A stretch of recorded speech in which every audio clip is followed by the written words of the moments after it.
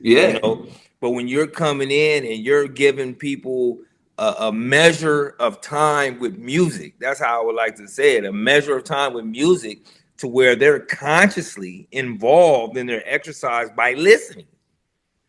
That's And listening is a conscious thing where you know what I mean. You really have to work. Yeah, and that's we can break it into active listening versus passive listening. There you go.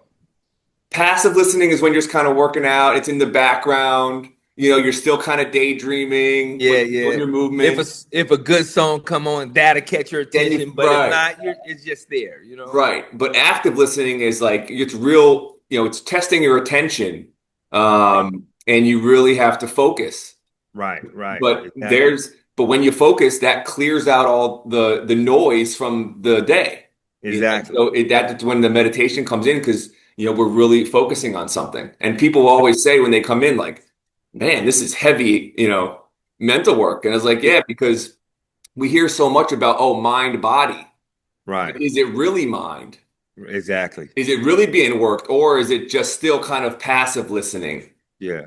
Active listening is real work for the mind to pay attention. Yeah, in all aspects, and on top of that, to add an exercise, you know Yeah, what I mean. You're really doing some grueling work. This is not something that you're gonna come and say, "I'm going to exercise for an hour," and you can get in your car and go to Starbucks and you're good for the day. This is not that type of workout. This is the type of workout to where you start questioning your body. You start questioning your mental beliefs, as opposed like, this is making me feel so good. Why am I doing X, Y, and Z?